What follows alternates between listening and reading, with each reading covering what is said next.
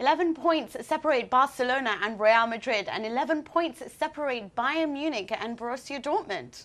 This is Sports Night Live, and this is the World Football Show. Hello and welcome to another episode. I'm your presenter, Mina Rzouki, and today I'm joined by our European football expert, Andy Brassell. How are you, Andy? Yeah, pretty good. Of course, the points that really matter are the two between Lille and PSG, but I'm sure we'll come to that in a minute. Because that is, of course, the only league that we are so interested in. It's quality, not quantity. Okay, let's discuss this. So basically, PSG, 2 points. What do you think? One-man team, honestly. And how awful is Pastore? Well, they're a one-man team who aren't top as well, having spent all that money. Because, of course, Lyon won their game in hand last night against Marseille. And it was always thus that PSG were going to be knocked off the top, because it was a game in hand for both Marseille and Lyon. If Marseille took a point, they would go back to the top, unbelievably enough, because they've had one league win since September, which is PSG didn't profit on any of it. But yeah, so Lyon won the game spectacularly, in fact, and went to the top of the table, and it's extraordinary because, of course, Lyon and Marseille have had all these financial troubles where they've had to cut their wage bill, and while PSG have been spending lavishly, and a lot of good it's done them so far. So money doesn't buy you entertainment then? No, Lyon have undoubtedly, as well as being top, have undoubtedly been the most entertaining side in Ligue 1 this season. For Bafétimbi Gomis, France's Bafétimbi Gomis, we can say again, because he's getting picked for the squad again. Yeah, because it was an away match, I think he didn't quite do his celebration for a recent home game against Brest, where he scored, stole the mascot's head, the lion mascot's head, put it on and did a little crawl towards the fans. So this doesn't get a yellow card, huh? Well, he didn't remove his shirt. But this is the stupidity of it. He probably crushed the dreams of a load of children who thought the lion was real. But apart from that, he's made up for that with the hat-trick last night. A very good hat-trick it was as well. Okay, so let's be honest. Can Lyon actually push PSG all the way? That's the question. The fact is they've cleared up with this result. One, they can win the big games because going to the Stade Velodrome is always intimidating. Two, they have a decent depth of squad because they did it without their three best players, Lisandro Lopez, Dejan Lovren and Yoann Gourcuff, who pulled out just about 5 or 6 hours before the kickoff, having been very, very good recently. So it shows they've got that depth. There's a lot of spirit because there are a lot of young players who've been brought through by Rémi Garde, who was the coach, who was previously head of the academy. And there's a real bond there, which is exactly what PSG don't seem to have, although they did play very well in the League Cup at St Etienne this week, where they went out on penalties. There doesn't really seem to be that bond. You could say Ibra is part of that because they're so incredibly. He never seems to have a bond in a team when he's in it. Well, the thing is, they're so incredibly reliant on him. I mean, you can't help them be reliant on him because he's the best player in the league by an absolute mile. 2 assists and 2 goals. As you said, last weekend against a very weak Troyes side, it has to be said. But I think the Pastore question is an interesting one that you brought up before because, of course, he's been linked with a move to Milan recently. There's increasingly the feeling that he's a dead weight there at PSG. He's had dead weight. Well, he's had great moments in games, but it was always thus. Like at the start of last season, where he had a really good purple patch, he was only really playing well for 10-20 minutes in games, and he didn't really, the way he talked in interviews, he didn't really seem like he was happy in France. He felt that he didn't have the sort of tactical liberty that he had elsewhere, and it just never really seems to be playing with much of a smile on his face. And you would have thought Ancelotti, being so au fait with Serie A, which is where Pastore obviously did his best, would be able to bring the best out of him, but he's not playing great football. And do you think there's a sense that they're more interested in European football and what they're going to do in the Champions League than they are with what they're actually going to do in the league? I think there is, to an extent. I think also the potential to not have to play great football and to crack open games with 10 minutes of quality is a lot larger in the Champions League. That's what you can do. You can go through games and just have 10 minutes where you're really, really good. And the fact that you've got key players like Sirigu, who's a great goalkeeper, like Thiago Silva, like Ibrahimovic. You know, they can shine in these little moments and win you games. But it just shows that France is a very, very difficult league to buy because they're all very competitive teams. You look, Lyon got thumped 3-0 at Toulouse at the weekend, and then they went on and won 4-1 away at Marseille. So you're basically trying to tell me that it's the most exciting league? It's certainly one of the most competitive. I don't think there's any you know doubt what, about I that. actually agree. Of course, Joey Barton did call it boring in a French accent. Do you want to do it? He said, I think the French league is, how you say, boring. Oh my God. Unbelievable. Unbelievable. That's how to ingratiate yourself. He's got the accent to ingratiate himself, but unfortunately the pattern's still the same. So. Okay, now speaking of competitive leagues, of course, you know, La Liga is often described as the least competitive league, and because it's all about, it's very much like the Scottish one. There's Barcelona, Real Madrid, and that's it. And then Real Betis scores 1 against Madrid, defeats them, opens an 11-point gap between Barcelona and Real Madrid. Atletico is following them just behind Barcelona by 3 points. Is it now the competitive league that everyone wanted it to be? Well, perhaps. You were talking about lasting before. That's got to be the big question over Atletico. And you always feel, and I suspect their fans always feel, that there's some sort of impending disaster around when the it corner. comes to Atletico, whether that's the departure of Falcao in January or whether that's just some sort of internal implosion. I suppose but surely they remains to be won't sell seen. Falcao in January because it makes more financial sense for them to lose out. It He's always going to doesn't- be it sold doesn't- for a high figure. Exactly. It doesn't make any financial sense. The fact that they could hold on 6 months, qualify for the Champions League, it's got to be better sense. Okay, well, obviously, I guess the big story is about Pochettino, and we've got Joseph Sexton with us. How are you? I'm very good. How are you guys? I'm very well, thank you. Joseph, tell us a little about, I'm really upset with everything that's happened in Espanyol because I really think that the last person that deserves to be punished for this is in fact the coach. I know that they've become a little bit too aggressive.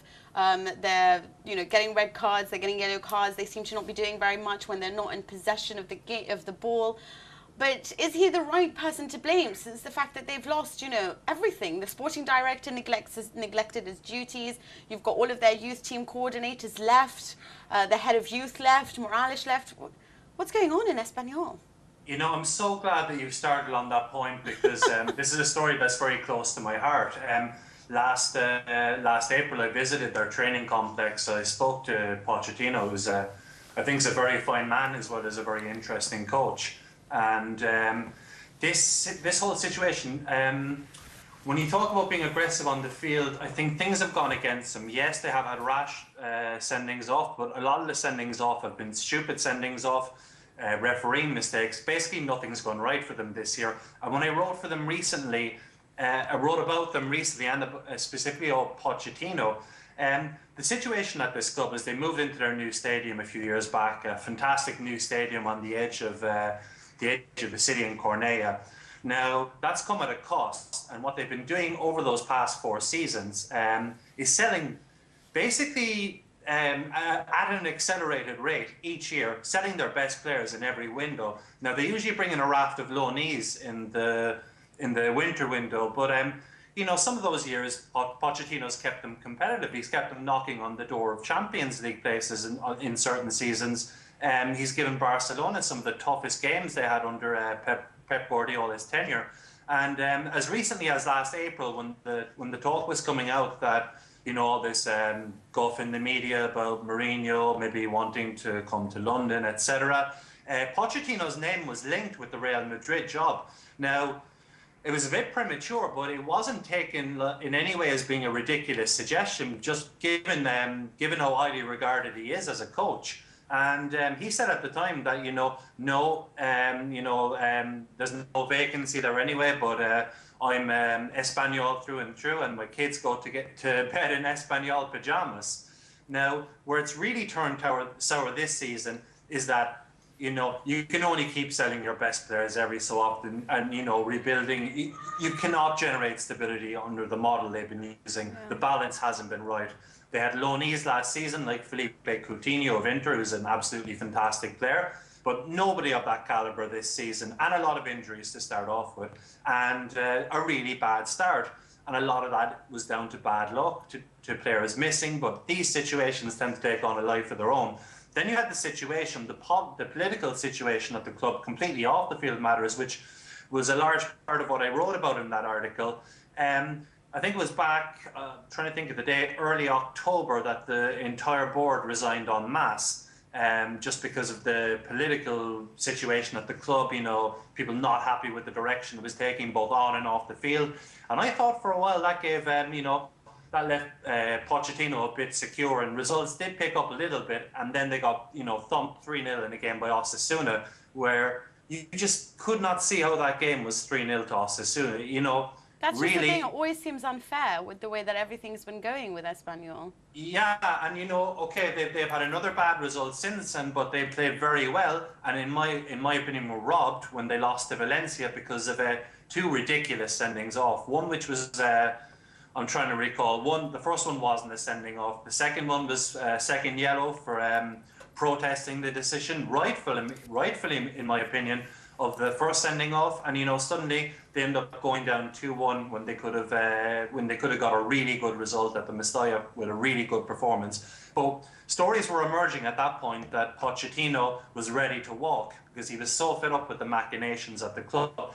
And I'll tell you, even when the elections finished, you know, it was such a bitterly fought election between the factions. It's been very hard to keep up with. I've been speaking to the to the club's director of communications and their press officer, and you know, understandably, there's only so much that they can say. But some of the things they told me off the record, I mean, wow. But at the end of the day, I guess it's not such a great surprise that he goes, and I think it's the best thing for him because he deserves better than the situation he's been landed in at that club. And I think he can walk out of there with his head held high on a fantastic few years' service. Okay, I just want to get your quick opinion on what you think of just the new coach that they brought in, Javier Aguirre, who probably is a controversial coach, especially what he did during his the World Cup 2010, his decisions, the fact that he rotated the captain's armband, what he did with Zaragoza. Is that the right person to take over? You know, he's got a mixed record, but perhaps his best work is in the past. That's maybe one way of putting it. I don't mean to be too harsh on the guy, but he had done good work before in Mexico at domestic level with the national team. I believe he had 2 stints with the team, and it had that interlude where he did well in Spain. I think, I'm trying to think which club it was. Was it Osasuna that he got into the Champions League places one season? No, they either narrowly missed out or went out in the qualifying round, but you know, I didn't have enough time to look into that, you know, rushing back to get on here today. But he's got a bit of a mixed bag as a coach. Yeah. There's talk about Unai Emery. I think he would be crazy to take this job. With Aguirre, he's got a mixed record, but you know, he seems to be a good guy at creating a group thing when it goes right for him, at getting a group together. And I'm willing to give him the next couple of months to see what he does here before I rush to any sort of a judgment. Joseph, you look like you could be the man for the job yourself, actually, with that Mancini-esque scarf. But if we could briefly move on to Real Betis and, of course, the fact they beat Real Madrid last weekend. This was a tremendous comeback, wasn't it? When you consider the beating they got in the derby against Sevilla and you know, how annoyed their fans were. What a show of character from Pepe Mel's team. That was fantastic, and you know what? This has just reinforced my opinion. I had my doubts about them at the start of the season. This has reinforced my opinion that they are a very, very serious team. I think a lot of people, you know, even aside from the goal he scored the other night, I think a lot of people will be hearing a lot of more things about Beñat in the coming months. He's been one of the best performers in the midfield zone in the league for me this year. With the Madrid game, no, I didn't see it coming, but you could see a performance like that from Madrid coming. I think we can put the Seville derby down to being a night where they just simply didn't turn up. They froze on the night. The early goals just absolutely knocked the stuffing out of them, and if Sevilla hadn't eased off, they could have really run up the score that night. So, you know, it is a real credit to Pepe Mel, who's a coach I really admire and respect, that he was able to engineer a performance like that and make the most of, let's say, Real's shortcomings on the night. Okay, thank you, Joseph. We do have to let you go now, but we'll catch up with you next week, hopefully, on more to do with Spain. So it looks like Barcelona's already won La Liga now. Pretty much. I always admired Pepe Mel ever since I saw Real Betis train, actually. earlier this year, where after they had a short small-scale practice game, he sent everyone in, apart from the 2 goalkeepers and the forwards. He went out onto the wing, and bear in mind he's a reasonably portly man in his early 50s, and he crossed in the ball endlessly for Roque Santa Cruz, Ruben Castro and all that to take pot shots. And I thought, you can't imagine Mourinho doing this, can you?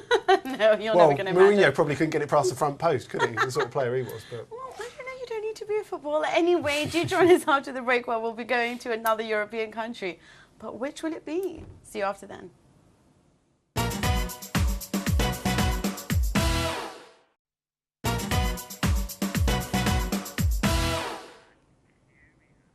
Hello and welcome back to the World Football Show here on Sports Tonight Live. Now we move on to Italy, and of course Juventus suffered defeat at the hands of another Milanese club, and this time it was an away match in the San Siro. What did you think of that? I think it was the best that Milan could have done under the circumstances. Of course, they did get a bit of luck with the penalty, but they did very well to frustrate Juventus. It's just a shame, really, when you think this game is one of Serie A's biggest spectacles, that Milan are in a situation where they're reduced to that, really. That's all they can really do. But having said that, more than anything, this is a Milan side, I guess, that, you know, it is in transition and all of that's happening. And of course, Berlusconi walked out of, you know, the press area going, like, this is all my triumph and everything like that. But do you see them possibly, you know, the way that they were working together, the way they were very defensively solid, do you think this is the kind of game that they needed to kickstart their season going further now? Yeah, definitely. And beating Juventus under whichever circumstances is a great result. I thought Montolivo was outstanding again. Yeah, outstanding. And you know, he played a real captain's role. But I think what's interesting is what you were saying about Berlusconi and it being maybe his triumph. It looks as if he's getting more involved. Yeah. So, you know, how he's going to manifest that in January, whether it's getting rid of Allegri, which I expect it would be, whether that involves actually doing something in the transfer market and a bit of trading, of course. I'm sure we'll come on to the noises of unhappiness coming from the Pato camp. They already said they have to sell before they buy. Well, you know, maybe he could be the one.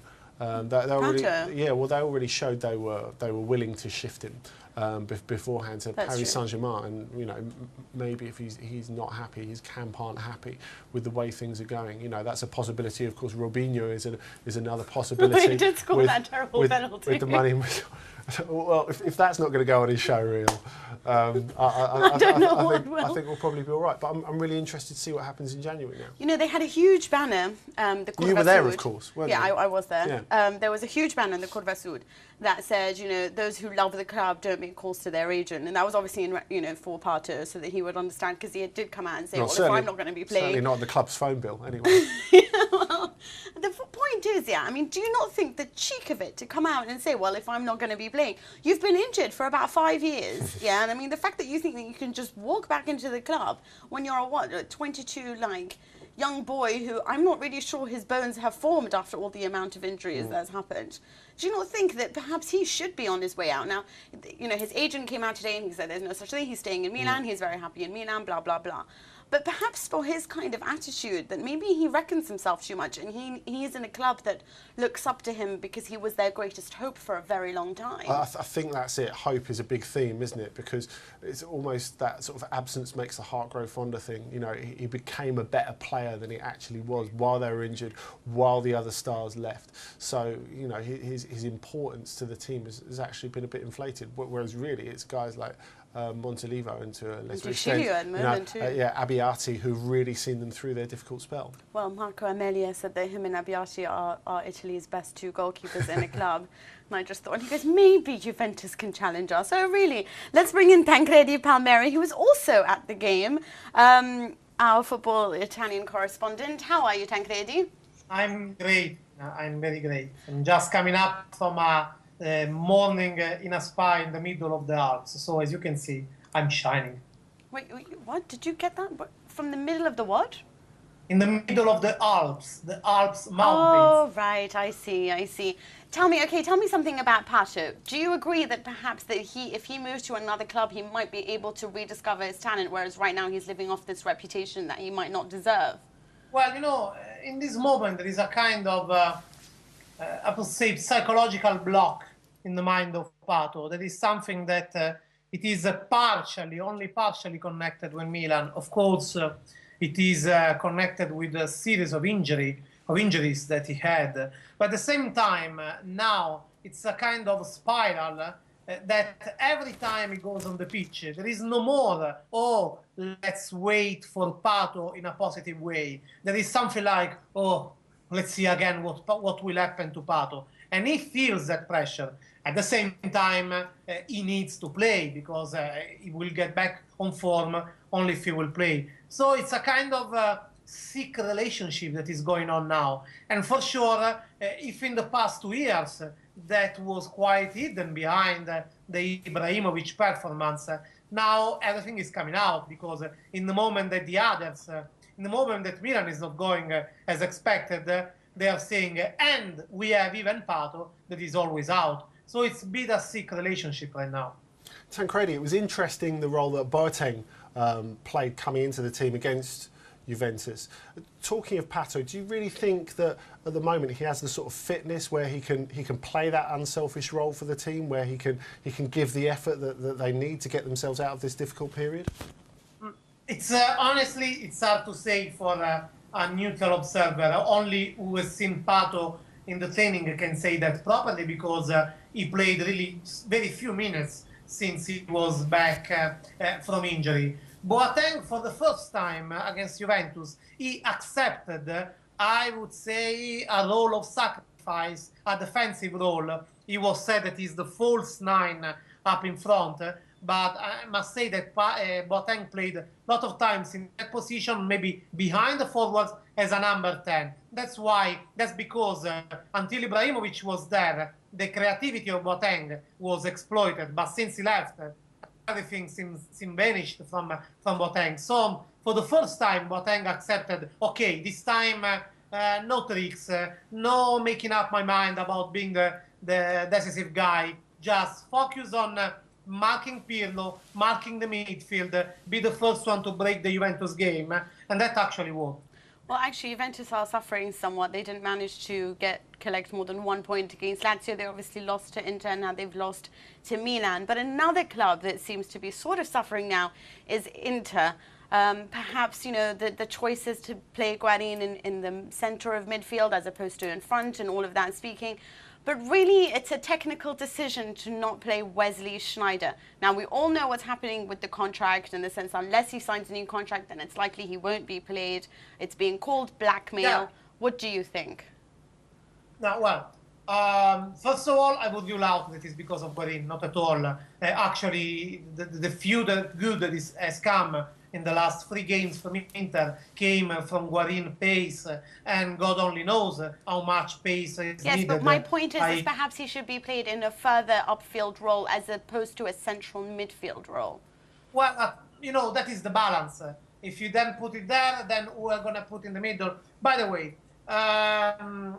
the thing is that I must say, at the same time, the winning against Juventus probably raised the expectations over Inter, but also from inside, too much over their possibilities. And probably Stramaccioni wasn't as good he was against Juventus, as bad he was after that, to keep under control this euphoria, this enthusiasm, I would say. At the same time, how key is Cassano for Inter? I've been repeating that all the time. I know, but I need you to answer to me about Sneijder. What's going on with Sneijder? Is it really a case of they're saying it's a technical decision that he's not being played? And Massimo Moratti said that it was completely the decision of the coach. Meanwhile, others are saying Branca came out and said, well, we want him to sign this new agreement that lasts longer, but, it's the same amount of pay. So is that really the decision? It's the fact unless he signs a new contract, then he's just not going to see the pitch? It has been managed really horribly by the Inter management. That is the point. And you can actually, by law, you can't say that to any player. Think if you can say that to a top-class player, actually the one that is probably not only the most important, but is the strongest of the Inter squad, someone that has market. So if you do in this way, you are actually bringing down his price, because all the market will know that you want to get rid of the player, so that will cut the price. So I don't really know where to start to say how stupid is the decision to treat the things in this way. Plus, last but not least, for the thing we said before, how Castano is important, how he's suspended, in this moment, Sneijder would be so needed by Inter. Yeah. The thing that they want him exactly to spam his contract 1 year more with lower money. Very hard to get from a player at the age of Sneijder a decision like that. And let me say also a Dutch player, because it's usually very hard to deal about these economical things with Dutch agents and everything. But at the same time, this is bringing where was already expected, because I can tell you since last 1st September, some of us know that there is 1% of possibilities that Sneijder will still be at Inter in the next season. Yeah. But doing in this way, it's doing the worst for the club, for the economy, yes. for the technical side, for the player. Honestly, managing worse than that, it's very hard. I agree with you, but thank you. That's all we have time for, Tancredi. But we will speak to you next week to catch up more on Italian news. But I want to take your view on it. Do you think that it's a case of, well, you know, this is the way that you start sort of whipping footballers into shape? This is a case of actual bullying. You know, you saw what's been happening with Fernando Llorente, of course, in Atletico Real. It's brutal. I mean, the Llorente thing is a different motivation. That's more a case of like regional and political pride, but this has happened at other clubs like Lyon, who've tried to do the same thing as Inter. They had their years of plenty, and now they've been left with big contracts, and they've tried to cut it. And I think it's the frustration for the club when they get to the last couple of big earners that are really sticking out for them. But it's not Sneijder's fault. He didn't ask for that money. You know, exactly. He signed it in good faith, and you know he's got every right to stick where he is. It's very dirty, but I see why they're doing it. I mean, Tancredi's point is interesting, but I think, you know, for them it's not about the fee. If they drive the fee down, so be it. That doesn't really matter. That's money they've already spent. If they can get him off the wage bill, that's the thing that they're going to keep paying. So that's what it's all about for them. But again, it comes back to the question: who is going to pay that sort of money for him when he hasn't played in any sort of form for a while? And also, just sort of, you know, at the end of all of this, wanting to discuss the fact that, you know, now the two Roma fans who were caught, they were Roma fans, not Lazio fans, who were caught with everything that happened and all the violence that they inflicted against Tottenham fans, they've been banned from sporting events for 5 years. Not probably enough of a punishment. Claudio Lotito's come out and said, my fans are not racist, we are not a racist club. They played with a jersey yesterday saying, against Udinese, saying, you know, no to racism. Do you think that this is going to be a never-ending story when it comes to, you know, football in the capital between Lazio and Roma and all of this? I mean, he's gone and visited the fans. He's adamant this is not something to do with Lazio. I've had so many people tweet me saying, oh, yes, it always has to do with Lazio. This is what Lazio are about. Would you agree? Well, Lazio have had a problem that's gone on, which, you know, whether that's a small element of their supporters or not. And you know, you had this with the West Ham Tottenham game as well, didn't you? Those West Ham fans shouting anti-Semitic stuff. And you know, the fact is you can't define it by one club. But you know, always fans trying to defend their club, and of course they've every right to defend their club, come out and say it's a minority. Really, it's not really that important whether it's a minority. If that attitude exists within the support, it's a problem that that the club have to deal with. But also, I think you have to look at the fact, and I think the fact that we initially assumed, a lot of people initially assumed, that these were Lazio fans attacking the Tottenham fans, and it wasn't. It was, in fact, Roma fans. You have to look at the fact it's more societal, and exactly.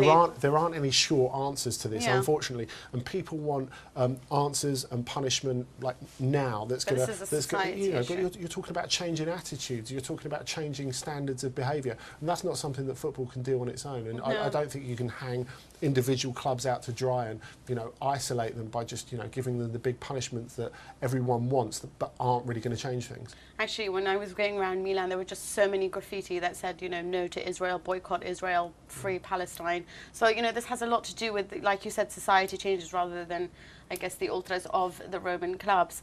But anyway, that's all we have time for on Italy. After the break, we go to America. We just discuss the MLS Cup, David Beckham, and more. See you then.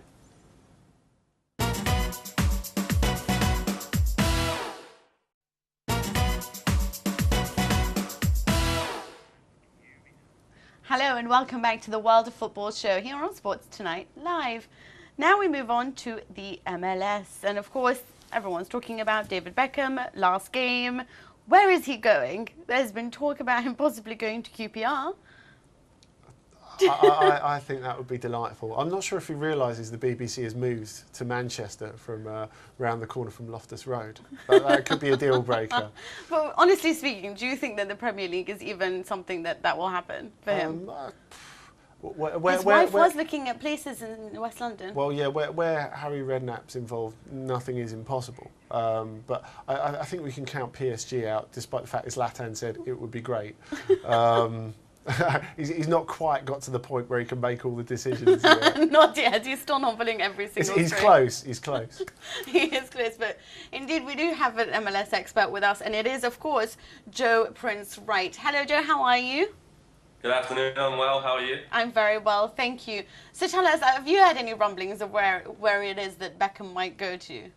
Well, to be honest, over here the reports have been obviously leading up to the MLS Cup final. He's got a lot of coverage, and they said that Victoria's been looking for places in the UK. Beckham's come out and said his children want to spend more time with the grandparents, which could be either an indication that it's going to be the UK, maybe QPR, or somewhere in Europe. Maybe PSG is still a possibility, we don't know. But it's all been kept very close to his chest, to be honest. And the Australian rumours seem to have died down. That seemed to be a very random one thrown in there, and kind of just to speculate a few more deals. But I think Europe is most likely destination as we know over here.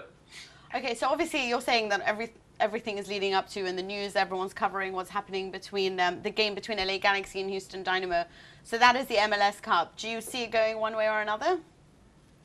To be honest, it's going to be a very tight game. These two faced off last season. LA won 1-0 with Landon Donovan scoring a late winner. Houston are a very good defensive team. Jeff Cameron, the Stoke City defender, come from Houston last year. They've got very just a solid defensive mindset. Dominic Kinnear is a great manager there. Then you look at LA Galaxy, you've got the likes of David Beckham, Landon Donovan, Robbie Keane. Those are three guys right there who can win any game in a second. If I had to call it, I'd say that LA would win a tight game, maybe in extra time. And I mean, what a great send-off that would be for Beckham in front of his home fans in LA, and a pretty Hollywood finish to his career in the MLS. Joe, what would that say for his sporting achievements while he was over there? Because it would be his second MLS Cup, so I suppose trophy for trophy, it would be more successful than his period at Real Madrid. If we take away all the other sort of commercial hoopla and all that surrounding David Beckham, how do people look in the US about how he's done sports-wise since he's been there? I think for the first 2 years, he really didn't perform. He was the first to hold his hand up, and that was because of the loan moves, the injuries. There was some unrest because fans didn't think he was performing as well as he could have on the pitch and be focused. But the last 2 years, he's been sensational. This season, he scored more goals than he ever has in MLS.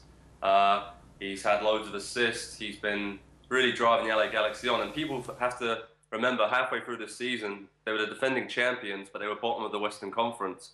And, Beckham's form really inspired them to go up the standings. They just snuck into the playoffs, and then with the players they've done really well. But I think Beckham overall, he'll be remembered, like you said, more for the off-the-field commercial hoopla, but he has done a fantastic job the last 2 years, and what a great way to potentially get back-to-back titles to finish his way over here. And I think Robbie Keane has also been a sensational factor in them getting to the final. He scored 15 goals in the 19 games since he come back from the European Championships. Obviously had a disappointing time with Ireland there, but that seemed to have spurred him on in LA, and he's going to take over Beckham's mantle after he leaves after the weekend. Joe, I also wanted to ask you about, because you were saying that basically if it's going to be a tight game in the MLS Cup final, and it would be probably LA Galaxy if there was one that you had to choose. But do you not think that it's, they're now having home advantage? Is that really why you think that? To be honest, that's a very big thing. Houston have a sensational home record. They're unbeaten in 30 games at home. They had a brand new stadium halfway through the season that was built for them in downtown Houston, which they filled every week, and that was a big factor in them getting to the final. But they haven't been very good away from home. So if you look at it on paper, their record in LA have always been very strong at the Home Depot Center. And that's one of the flaws that people are saying about MLS this season, that, the team who had the highest seed in the MLS Cup final got to host the Cup. In the past, it hasn't been like that. It's almost been like, with the Super Bowl, a one-off final where venue's been picked.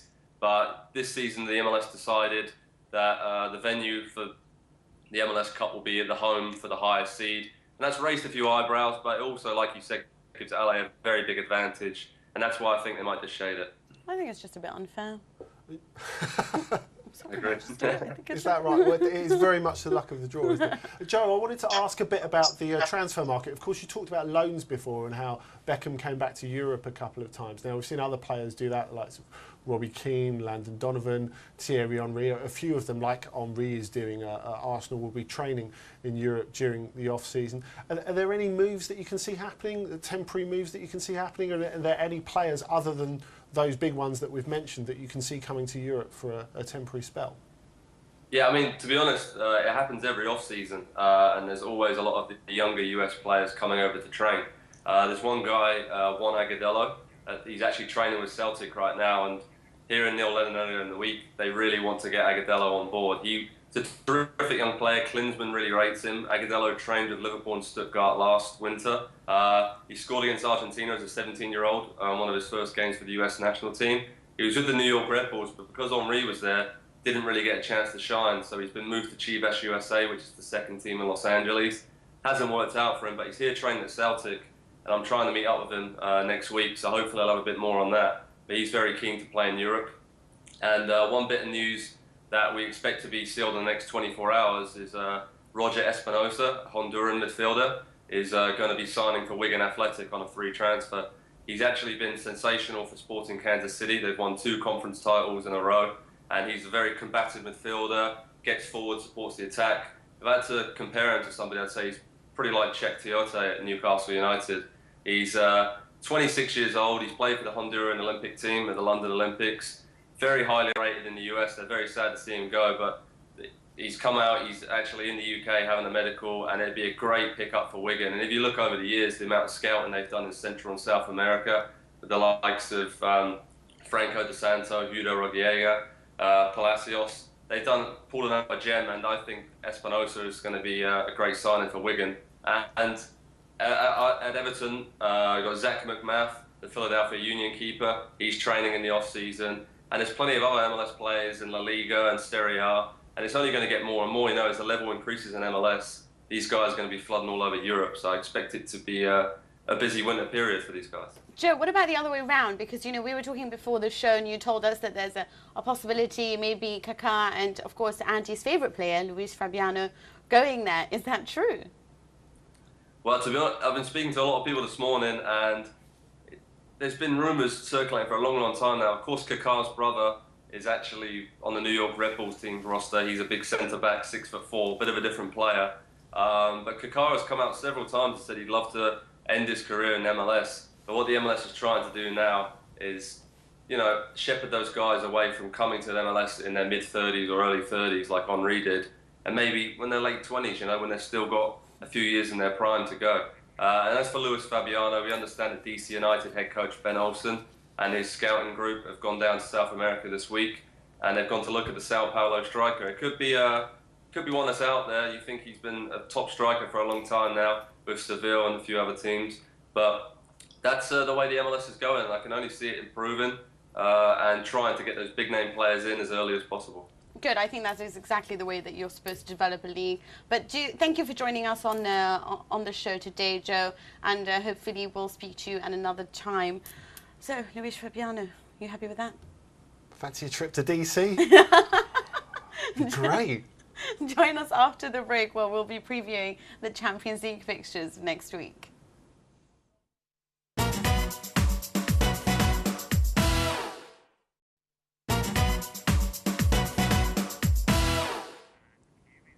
Hello and welcome back to the World of Football show here on Sports Tonight Live. Now we move on to the Champions League and this absurd notion of completely letting go of the Europa League and making a 64-team Champions League tournament. It's absurd, right? Well, I think when you get to a point where obviously the biggest nations are going to dominate it, like the thought of battling it out for 7th place to get in the Champions League, it's just absolutely absurd. That's what it is. You have to battle out for the 7th. I suppose it's, yeah. And how many games are they going to have to play? Well, I think the idea was that it might even be weighted in favour of the lower ranked clubs, because initially, rather than playing each other twice home and away in a round robin, they'd all play each other once, and then the second lot would be due to coefficient ranking. So the bigger teams would play the bigger teams to satisfy commercial appetite, and the lower teams would play the lower teams, notionally giving some sort of advantage to the lower teams. Why can't we just have 2 tournaments and just stick with the plan and make Europa League a lot more exciting to watch? It sounds bonkers. Well, I think the Europa League has been okay to watch, and you've got to bear in mind that it's a really new format as well. You know, it's a format that's in its 4th year now, so it's very, very new.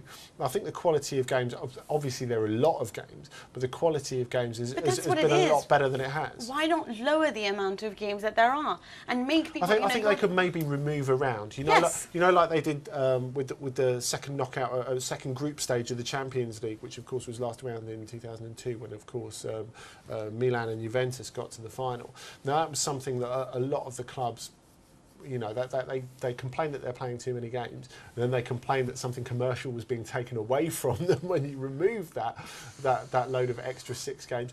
I think it was quite sound reasoning. I don't see why that little tweak to the Europa League would do any harm. No, it would do a lot of help. I think ideally the point is that the Europa League is meant to bridge the gap between the teams that aren't in the Champions League and the teams that are, and I think it's begun to do that. You know, you've seen a lot of big teams that have dropped into the Champions League, and I know from a sporting perspective, you know, a lot of people don't think 3rd place Champions League should be rewarded for failure by going into the Europa League after Christmas. Well, this leads on nicely to the fact that that both Ajax and Manchester City are actually fighting for that 3rd spot. I mean, Ajax want it because the final is in Amsterdam. Whereas everyone wants a final in Amsterdam. Do you know what I mean? And then they want to be there. But meanwhile, Man City don't want to finish bottom, and they want something, even if it means that it's the Europa League trophy. Well, they've both got very tricky away matches. Of course, poor old Ajax always get Real Madrid, which is a bit hard. I mean, it's the harshest thing in the world. It's hardly written in the tea leaves that they're going to go to the Bernabeu and get a beating. But the fact that you've got Manchester City have to go to the Westfalenstadion to play Borussia Dortmund as well is not exactly a given. So if either of those teams could even pick up a draw, really, you know, that could be decisive for them. Well, maybe this is the time for City to actually flex their muscles, because Dortmund, of course, have that away match to Bayern Munich, and that's probably more important because they've already qualified. So do you think they're really going to put all their eggs into this? Probably not. They're probably going to take it a little bit easy and look ahead to the Bundesliga match against Bayern Munich in hopes of Well, the Bayern game comes first. I guess you've got to look at what sort of condition they're going to come out of that game with, you know, because presumably they're going to put a lot into it. There's going to be a little bit of fatigue. So they're going to tire for the Champions League? Yeah, perhaps. But of course, I think Jurgen Klopp loves to give a chance to younger players who, you know, not just come through the club's academy, but he signs from other clubs, the likes of Maurice Leitner, Chris Love, who've been making an impact in the first team. So it could be an opportunity for them against Manchester City. But yeah, this really is something that they have to put everything into the Allianz against Bayern Munich, because of course they're 11 points behind them, as you were saying at the top of the show. Very good maths already. So this is something that really matters to them, and you know, they've already guaranteed first place in that Champions League group. But I think a lot more really is riding on the Champions League for them this season. You know, they can get away without winning the Bundesliga this season, whereas it's a disaster. Well, obviously they'd like to retain it, but you know, it's a disaster for Bayern Munich every time they don't win the Bundesliga. But that's not going to be the same for Borussia Dortmund. It's far more of a sort of level-headed project, and of course they just announced that profit this week of 34 million euros as well. Well then, but Bayern Munich have got to sort of do really well so that they can get, you know, achieve everything that they want to achieve. And then, of course, they're going to be possibly a bit tired for the Champions League game. But let's move on to another team. And that is, of course, Chelsea, and against Nordsjælland, and that's 2 0-0 victories. Do you think there could be a third for Benitez? Every and I ask this as a Juventus fan. Every clean sheet is a victory, as you rightly say. I mean, if that's what you guys are looking at, then where are the Italians? You know, it's absolutely extraordinary. You can't see them not beating Nordsjælland, and I think the plus for Chelsea there is however much difficulty they're having in front of goal at the moment, however much difficulty Fernando Torres is having in front of goal, you have to look at Nordsjælland, and you know they play very creditably in all of their games. Expansive football. And really tired towards the end. So that's the point where Chelsea really have to force it home. They have to have that sort of patience and see it through. Of course, they still need to rely on Juventus losing at the Donbass against Shakhtar, which is not impossible. It's not impossible. Because Shakhtar are very, very strong at home. And, you know, when you think of the strength of that group when we first saw it in paper, I think the way Shakhtar have stepped up to those games and, you know, the freedom with which they played. You were talking about expansive football. I mean, they've been really great to watch. Aggressive. I mean, the ability that their transitions between attack and defence are something to be admired. But, I mean, let's hope that Benitez decides to leave out Mata, just like he did in the last match. And then, I don't know, go for a 0-0. Why not? Let's do an Italian thing. Meanwhile, we are talking about the Donbass arena, and of course Marchisio is out and he's suspended for Juventus. But the most important thing is the fact that Luis Adriano has been suspended for unsporting-like behaviour. Well, should he not have been suspended? I think he should have, because I think this is something that we need to drive home a point where you need to act sporting. I think it's fair enough. He never struck me as the bloke with the biggest amount of common sense. I remember interviewing him after a Europa League game against Fulham at Craven Cottage, and he came out, this was in February, in a pair of shorts and a T-shirt, and he said, "Can we make this quick? I'm really cold." Firstly, I thought, put some trousers on. Secondly, I thought, you live in Donetsk. But I think that was the thing. I don't think there was any malice in what he was doing. I just think he was a bit dopey. But, you know, the result's the same. And I think to bring people into line and to show that football, you know, should be played in the right spirit is very important. I think another question is whether the defender who stopped Nordsjælland walking in a goal in response should be suspended. Right. Because that's similar dopiness, I think. But I agree with you, by the way. Very, very bad sportsmanship. Okay, but how much do you think this will actually affect Shakhtar's performance? Because Luis Adriano, perhaps not the man that you usually rely on. You know, you're looking at mainly their wingers, and especially Willian, and your Fernandinho, who's, I guess, the deep-lying playmaker. But do you think that his loss will be felt against Juventus? A little. You know, he's been very, very consistent for them over the last 5 years. But as you say, they've got a lot of players to cover, and a lot of their goals come from midfield, whether that be Mkhitaryan coming in from the left-hand side, whether that be even in Fernandinho. I mean, given that he's one of the defensive midfield double pivots, for him to come forward and score the winning goal like he did against Shakhtar at the Donbass, I think shows, you know, what sort of freedom they play with. So there are plenty of goals left in the team. Okay, well, Juventus also have midfielders that can score. It will be an exciting match. But not Marchisio. But not Marchisio. Do join us next week, same time, same football chat, same place. Thank you to Andy. I forgot your name for a second there. See you next week.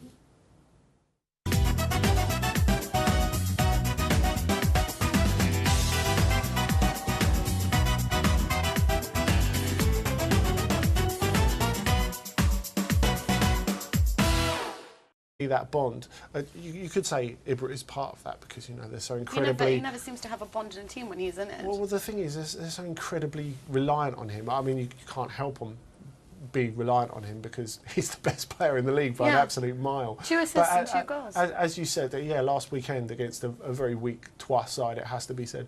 But I think the Pastore question is an interesting one that you brought up before, because, of course, he's been linked with a move to Milan recently. There's increasingly the feeling that he's a dead weight there at PSG. He's had dead weight. Well, he's had great moments in games, but it was always thus. Like at the start of last season, where he had a really good purple patch, he was only really playing well for 10-20 minutes in games, and he didn't really, the way he talked in interviews, he didn't really seem like he was happy in France. He felt that he didn't have the sort of tactical liberty that he had elsewhere, and it just never really seems to be playing with much of a smile on his face. And you would have thought Ancelotti, being so au fait with Serie A, which is where Pastore obviously did his best, would be able to bring the best out of him. But you know, he's not playing great football. And do you think there's a sense that they're more interested in European football and you know what they're going to do in the Champions League than they are with what they're actually going to do in the league?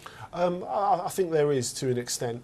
I think also the potential to not have to play great football and to crack open games with 10 minutes of quality is a lot larger in the Champions League. You know, that's what you can do. You can go through games and you know, just have 10 minutes where you're really, really good. And you know, the fact that you've got key players like Sirigu, who's a great goalkeeper, like Thiago Silva, like Ibrahimovic, you know, they can shine in these little moments and win you games.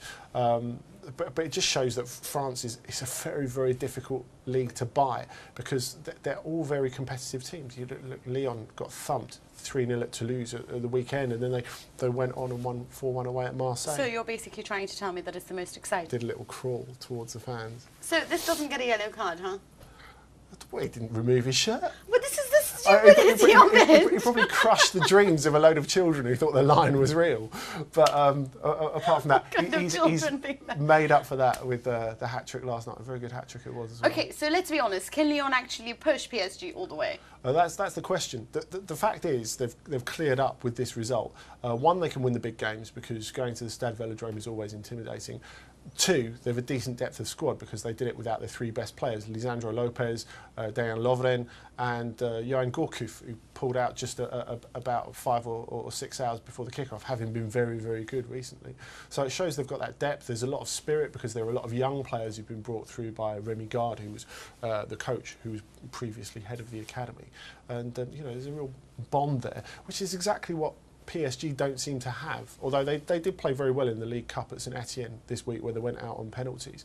You know, that doesn't really seem to be last night against Marseille. And it was always thus that PSG were going to be knocked off the top because it was a game in hand for both Marseille and Lyon. If Marseille took a point, they would go back to the top, unbelievably enough, because they've had one league win since September, which is PSG didn't profit on any of it. But yeah, so Lyon won the game spectacularly, in fact, and went to the top of the table, and it's extraordinary because, of course, Lyon and Marseille have had all these financial troubles where they've had to cut their wage bill, and while PSG have been spending lavishly, and a lot of good it's done them so far. So money doesn't buy you entertainment, then?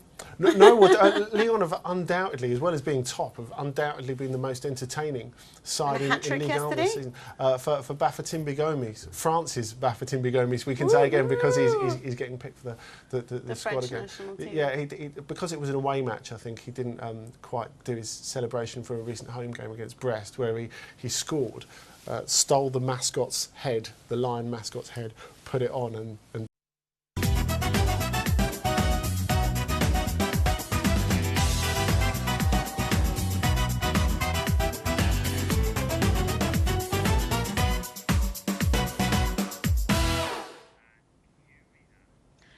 11 points separate Barcelona and Real Madrid, and 11 points separate Bayern Munich and Borussia Dortmund. This is Sports Night Live, and this is the World Football Show.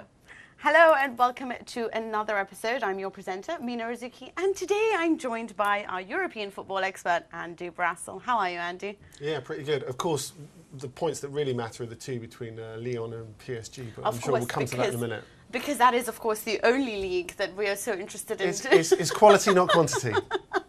Okay, let's discuss this. So basically, PSG, 2 points. What do you think? One-man team, honestly. And how awful is Pastore? Well, they're a one-man team who aren't top as well, having spent all that money. Because, of course, Lyon won their game in hand.